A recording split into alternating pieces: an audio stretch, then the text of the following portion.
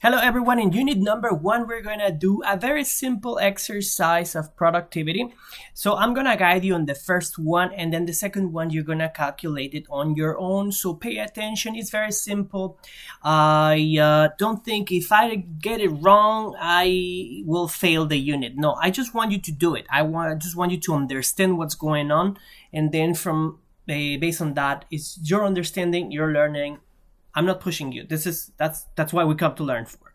Okay, so very good. So in this case, we have exercise number 1 says Carbondale Casting produces a cast bronze valves on a 10-person assembly line. So in this case, we have that on a recent day, 160 valves were produced during an 8-hour shift. So we have a couple of information in there. So we have an 8-hour shift, right? So we're gonna put an 8-hour shift in here. Okay, then we have the number of workers. We have a 10-person, so that we're gonna put 10-person already calculated there. That means it's calculating the labor hours per day. Here we will have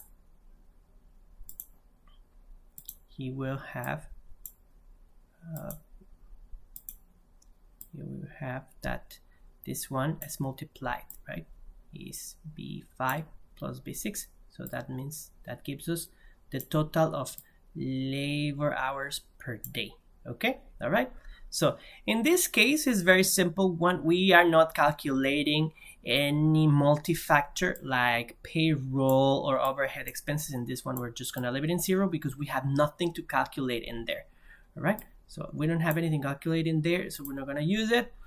And so let's continue. So in this case, it tells us what is the output per day. So in this case, what is the output per day?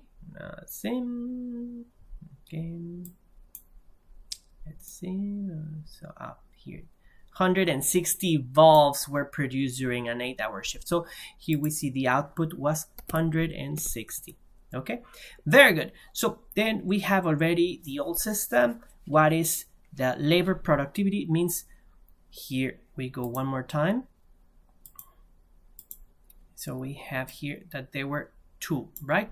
By valves per labor hour, so 2 valves per hour. Okay, so in this case we have that, and then we have here it says John Goodale, a manager at Carbondale, changed the layout and was able to increase production to 100 units per 8-hour shift. So that means, again, we're talking about operations. Sometimes just by changing the layout of the facilities we will be more productive, maybe because employees don't have to carry the bulbs all around the facility, and then that's make it easier for them. So now let's calculate all what happens in the new system.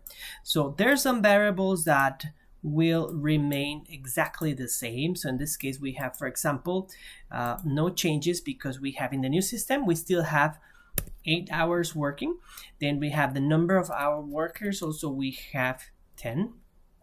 And then, but here we have the output, which is different, which is we have 180 units. So in this case, we can see that there's an increase, right? There's the old system is 2% and the new system is 2.25, and then we have an increase of 11%, right? So we have already the calculations are done for you.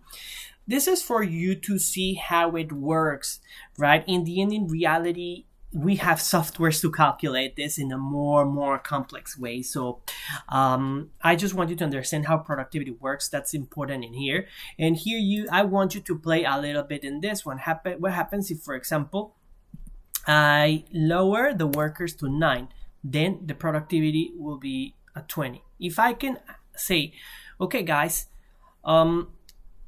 I'm gonna fire one of you because one of you is all the time just eating lunch, chit-chatting, and I don't see any difference. So I'm just gonna fire one of you, and then of course the productivity increases. That also the payroll cost per day will be lesser, right? Here I'm not calculating it. I'm just calculating in terms of number of people, and so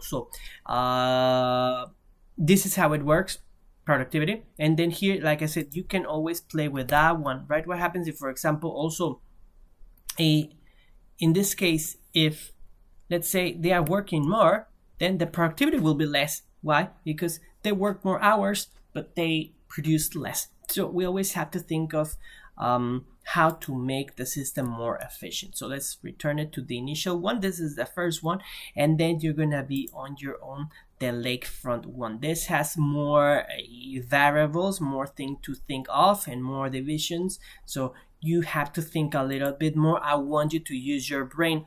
This is not complex math. It is just logical thinking.